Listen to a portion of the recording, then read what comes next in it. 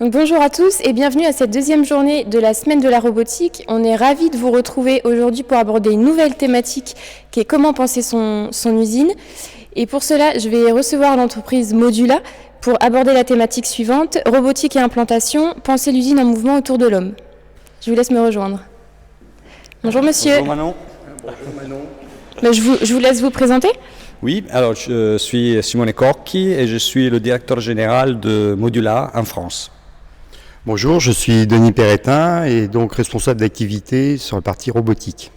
Et je me présente également à mon tour, Manon Perriard, responsable commercial industrie robotique pour NJ Solutions. Donc une première question pour commencer, peut-on changer d'approche et augmenter le temps utile des hommes ? On peut peut-être commencer par un rapide constat, Simone ? Oui, tout à fait. Effectivement, aujourd'hui, on a constaté que dans l'activité des opérateurs dans les entrepôts logistiques, il y a environ 50% de leur temps d'activité qui est utilisé pour se déplacer à l'intérieur du magasin, de l'entrepôt. Il y a aussi un 20% à peu près de leur temps utile qui est utilisé pour rechercher les produits. Ensuite, à peu près uniquement 15% pour faire du vrai picking. Et encore un 15% pour des tâches administratives, la préparation du poste, etc. Donc, le temps de déplacement, bien entendu, c'est du temps qui n'est pas forcément très productif d'un point de vue vraiment picking. On peut même parler de perte de temps. Tout à fait, tout à fait. En fait, c'est du temps qui est quelque part qui n'est pas exploité. Donc, vu que l'activité principale d'un opérateur est faire du picking. Donc aujourd'hui, le but est essayer de réduire donc, ces temps avec des systèmes qui sont automatisés. Hein. Nous, on fait des stockeurs verticaux. Ce sont des systèmes qui permettent d'amener la marchandise à l'homme, donc fameux goods to man, et qui vont donner effectivement la possibilité à l'opérateur d'effectuer le picking sans devoir se déplacer. Voilà, donc on gagne énormément de temps en réduisant aussi les déplacements de l'opérateur parce que ce type de système permet de concentrer d'une façon très importante un grand nombre de produits, donc dans un espace qui est relativement restreint, en exploitant aussi tout le volume du bâtiment dans lequel on se trouve, parce que le Modula, bon, dans le cas spécifique, permet effectivement de monter jusqu'à la hauteur maximale du plafond du bâtiment. Et donc du coup, on se retrouve avec des temps de déplacement qui sont extrêmement réduits. Et étant cette problématique, disons l'activité principale de l'opérateur dans l'entrepôt, on arrive quand même à gagner énormément de temps. Il faut considérer aussi qu'un opérateur aujourd'hui, on a pu faire des tests dans des cas assez nombreux, se déplace, il fait à peu près entre 10 jusqu'à 14 km par jour pour faire du picking. Donc un opérateur qui se déplace à, on va dire, à 3 km/h, on voit tout de suite, c'est à peu près 3-4 heures de son temps sur sa journée de travail. Donc c'est énorme. Et ça revient à peu près à ce qu'on disait tout à l'heure, 50-60% de son temps. Donc voilà. Très bien. Et côté intégrateur, du coup, pour réduire le temps utile des hommes, qu'est-ce qu'on est en mesure de proposer ? Justement, aujourd'hui, il y a aussi la problématique de trouver des personnes pour faire ça. Donc ça devient un peu plus compliqué. Et donc nous, ce qu'on propose, on s'est rencontré avec Modula justement pour essayer de proposer quelque chose, c'est d'amener directement les produits à l'opérateur. Et donc avec de la préparation, au lieu que ce soit une personne qui vienne faire le picking, c'est tout simplement le robot qui puisse le faire. Donc là-dessus, on associe forcément de la vision, on associe des préhenseurs qui sont peut-être un peu plus complexes, suivant les objets qu'on va prendre. Et donc le but, c'est vraiment faire de la préparation de commande et puis après l'amener à l'opérateur pour justement limiter ses déplacements et gagner du temps en productivité. Donc dans les deux cas, que ce soit pour Modula ou ce qu'on propose en matière de robotique, on est capable de parler d'optimisation du temps de déplacement. Tout à fait, c'est vraiment le but d'optimiser, oui, c'est le mot juste. Pour pouvoir enfin, il y a aussi une question de qualité, c'est-à-dire que les gens ils sont concentrés à ce qu'ils font et ils n'ont plus besoin de se préoccuper est-ce que j'ai la bonne matière, est-ce que j'ai pas la bonne matière. Donc du coup, en termes d'efficacité, on est bien au-delà de ce que l'on peut avoir aujourd'hui. Et pour l'opérateur, du coup, ça engendre un nouveau rôle, plus de superviseur, et on peut également parler de mobilité. Oui, tout à fait. Effectivement, l'opérateur, du coup, va se retrouver à avoir un rôle qui est moins actif dans le sens de la préparation de commande en soi, et qui sera plus, effectivement, sur la vérification, sur un travail, on va dire, de qualité et sur le contrôle pour être sûr qu'effectivement tout le système est en train de fonctionner correctement. Donc afin que toute la chaîne logistique soit, passe à un niveau qui est vraiment supérieur, à la fois en termes d'efficacité et en termes de qualité. Très bien. Donc est né ce partenariat entre NJ Solutions et Modula. Comment est née l'idée de cette solution à partir de ce constat-là ? Oui, tout à fait. Enfin, c'est le constat. On s'est rencontrés, on a discuté, on s'est compris aussi. Il faut aussi se connaître. Donc, on a appris à se connaître, à savoir exactement où était la valeur ajoutée de chacun. Hein. C'est aussi, comme je disais précédemment, c'est le rôle de l'intégrateur, c'est de s'entourer de gens qui sont spécialisés et de pouvoir nous apporter une brique supplémentaire à l'installation.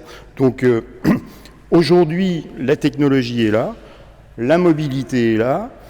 On a aussi la possibilité de réfrigérer une armoire, donc jusqu'à, bien sûr, en positif. Hein. Donc là aussi, NJ Solutions peut apporter quelque chose, puisqu'on a des gens chez nous qui s'occupent du froid, on a des gens qui s'occupent aussi de toute la partie informatique. Donc Modula a développé quelque chose, mais nous, derrière, on est aussi capable de reprendre ces éléments-là, les trier et aller directement dans les bases de données des clients. Donc tout ce métier-là, c'est un apport supplémentaire. Et puis nous, forcément, ça nous propose, on peut proposer quelque chose de, on va dire, futuriste, parce que c'est le futur, ça. Oui. Excuse-moi. Il faut dire aussi qu'aujourd'hui, effectivement, tout ce qui concerne l'automation dans le monde de la logistique est en train vraiment d'exploser.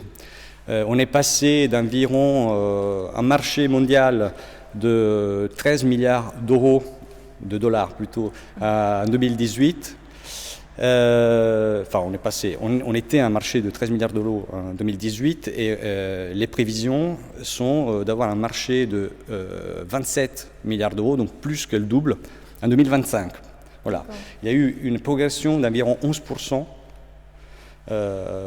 des montants investis chaque année sur les 10 dernières années. Donc c'est vraiment quelque chose qui est très très important et qui est à l'ordre du jour. Tout ça a été rendu possible grâce à une évolution en fait de la situation actuelle. C'est-à-dire que les systèmes automatisés sont de plus en plus fiables. Donc voilà, aujourd'hui, on a des systèmes qui sont sur des lignes de production et qui fonctionnent 24 heures sur 24. Il n'y a plus aucun doute par rapport à la fiabilité de ce type de machine. Ensuite, il y a le fait aussi, comme Denis le rappelait tout à l'heure, qu'on a de plus en plus de difficultés à recruter dans ces domaines d'activité, de la logistique, de la préparation de commandes, qui ne sont pas si glamour que ça, on va dire, il faut le dire, qui sont parfois pénibles, et donc bon, il faut aussi faire attention à ça. Il y a un troisième point, effectivement, c'est que l'e-commerce est en train de se développer très très rapidement, et on a envie, en fait, on passe sa commande sur Internet, on a envie que les produits arrivent tout de suite, immédiatement. Et derrière, il faut toute une organisation qui permette d'arriver à ça. Et c'est pas anodin. C'est-à-dire, il y a une complexification des systèmes qui font que sans automation, on n'y arriverait pas. Voilà. On a des clients par exemple, qui fournissent, on a le principal fournisseur de pièces détachées auto du Benelux, par exemple, parmi nos clients, qui lui, aujourd'hui, il doit être capable de livrer ses clients en moins de 2 heures à partir de la commande. Donc, pour vous donner un ordre d'idée, voilà, des enjeux auxquels on doit répondre aujourd'hui. Voilà. Donc ce qui provoque inévitablement en plus une augmentation de la cadence. Tout à fait.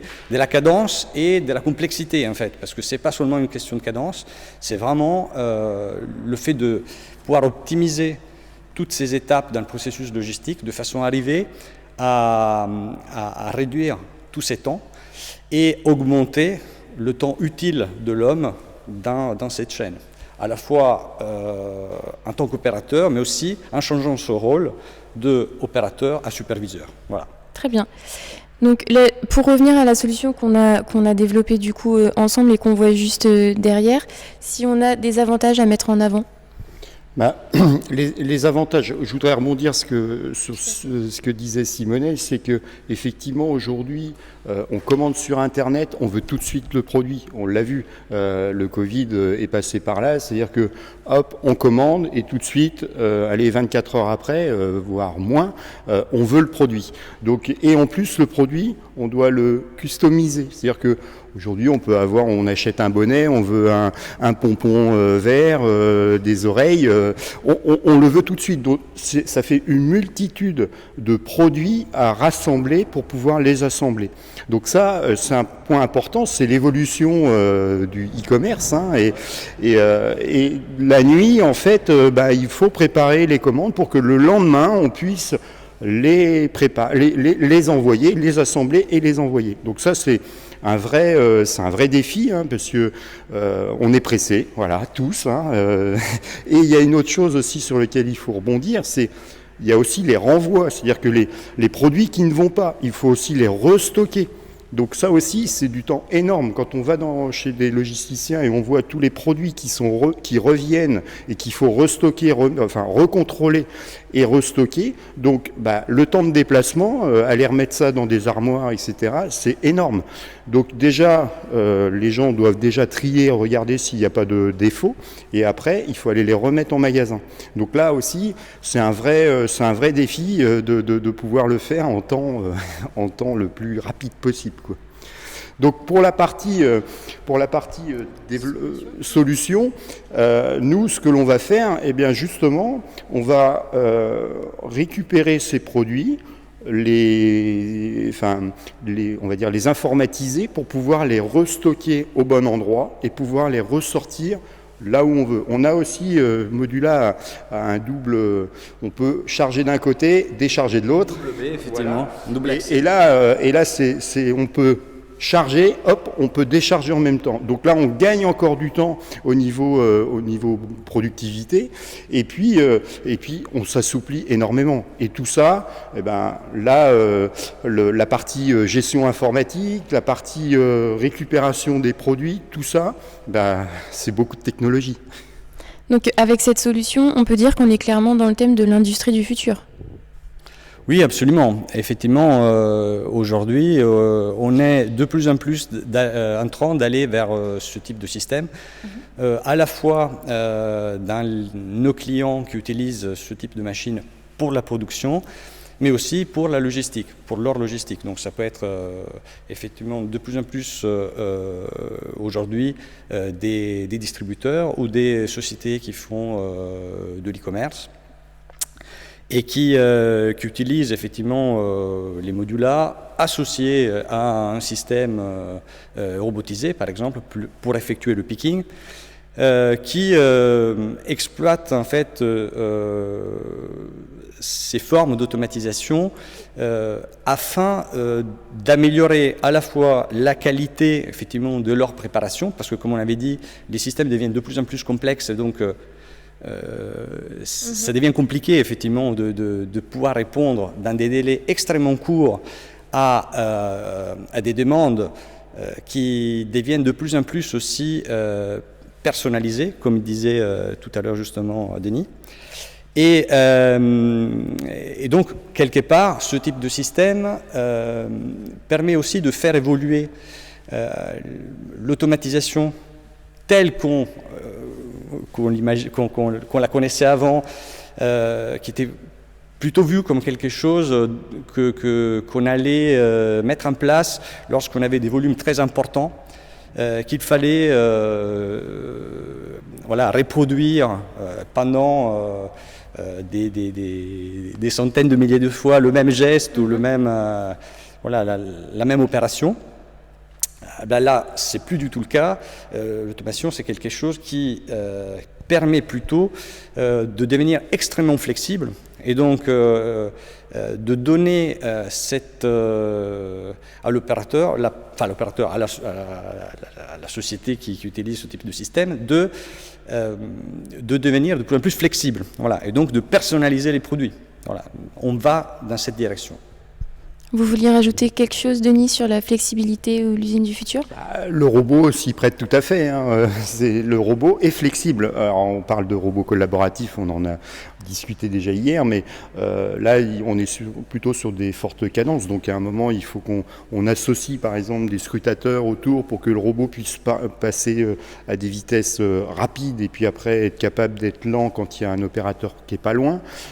Donc, il y a toute la partie mobilité, donc toujours pareil, tout ce qui est avec un peu d'intelligence artificielle, parce qu'aujourd'hui les chemins ne sont pas forcément connus dans un entrepôt logistique.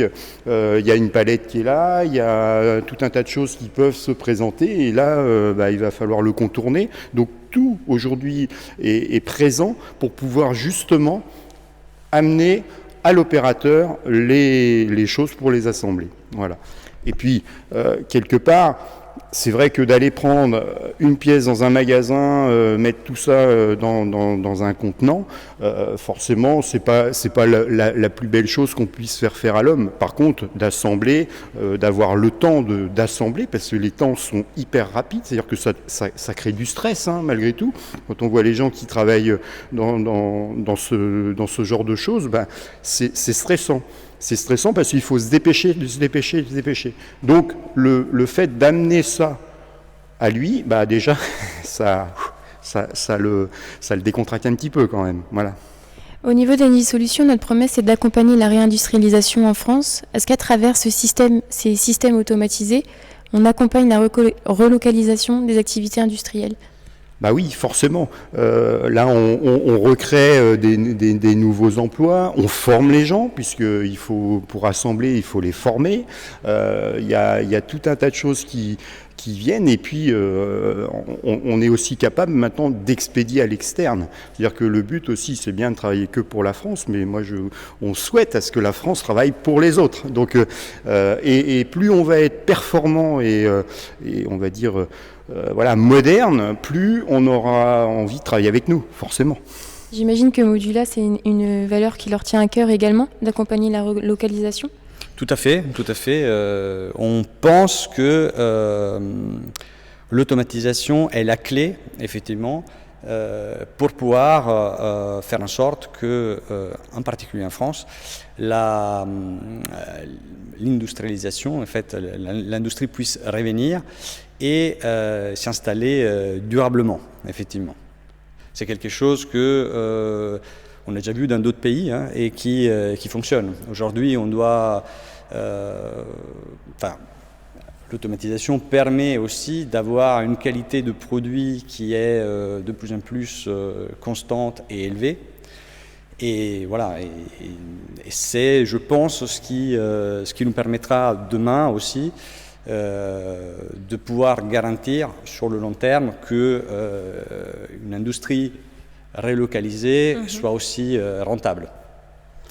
Et en France, on sait produire. On est un pays industriel, on l'a oublié. Des fois, on a fait partir des choses, mais en France, il y a la main-d'œuvre pour le faire. Il y a des gens qui sont qualifiés. Les niveaux montent de plus en plus. On a vu malgré tout le résultat du bac. Donc, ça veut dire qu'on veut élever les gens au maximum. Donc, il faut qu'on profite de ça. On fait des produits de qualité, comme disait Simonet. C'est important de faire des produits de qualité, des produits qui sont durables, des produits à forte valeur ajoutée. Ouais. L'automation sera au service de l'homme, hein, et donc ça sera un outil qui permettra à l'homme d'être meilleur. Voilà.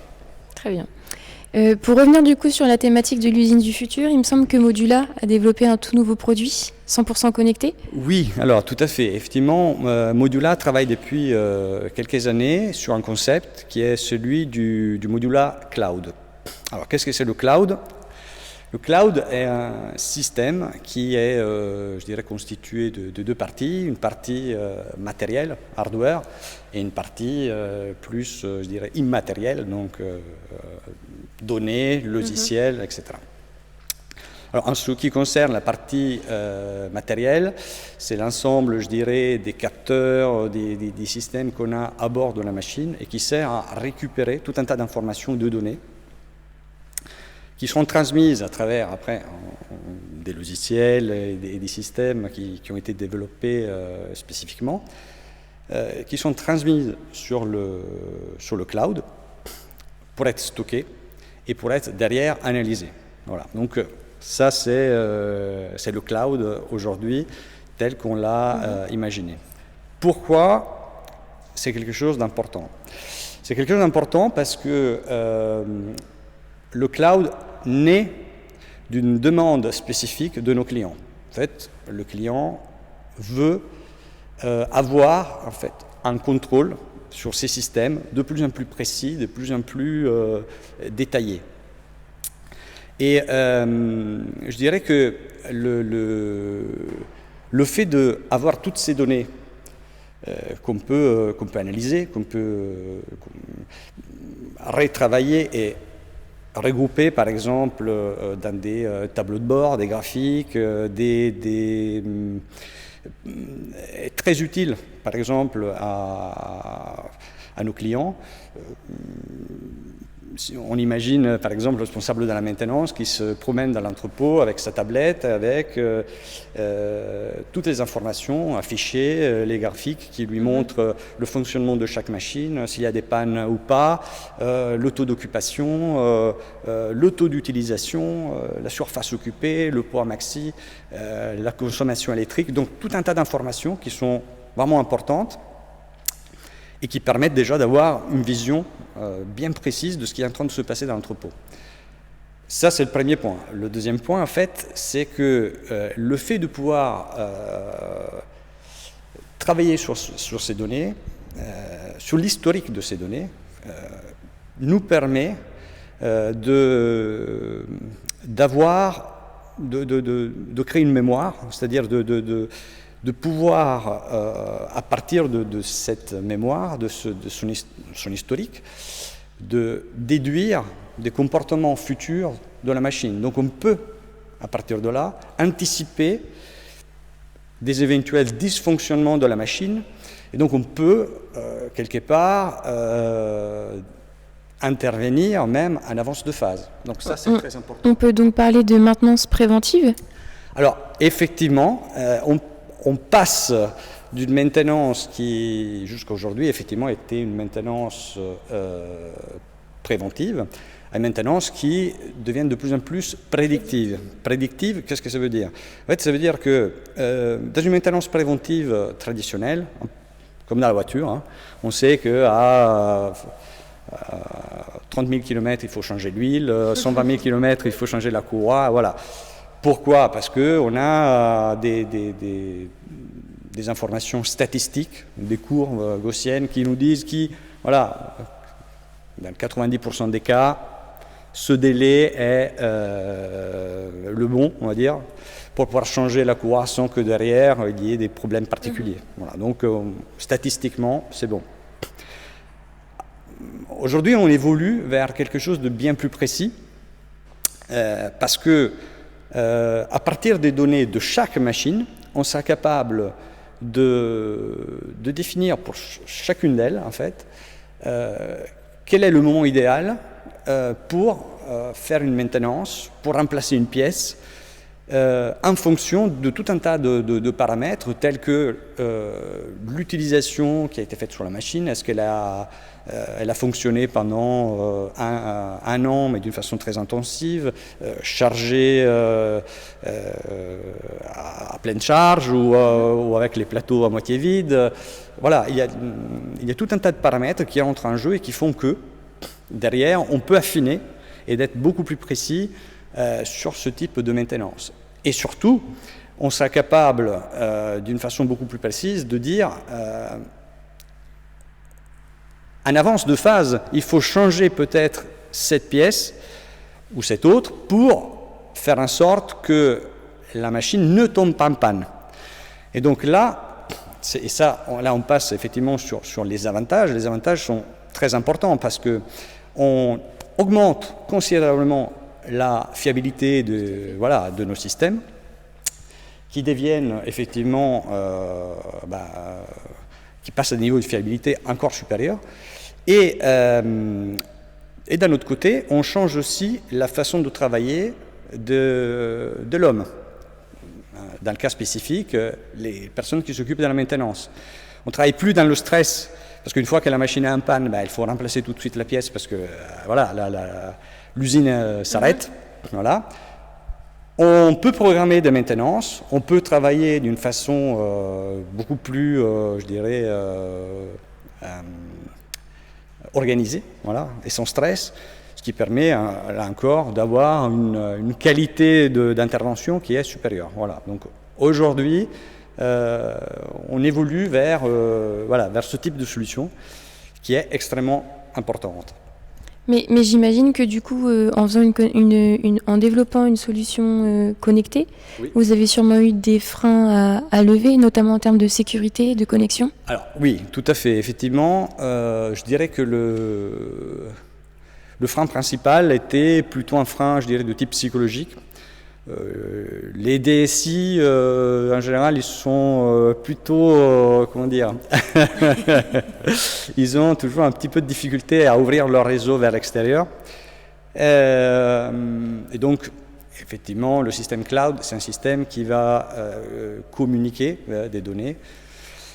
Donc on a dû mettre en place des solutions qui puissent être adaptées et qui puissent convaincre nos clients de leur fiabilité, de leur sécurité. Donc, quelle solution ? Voilà, tout à fait. Qu'est-ce qu'on a fait ?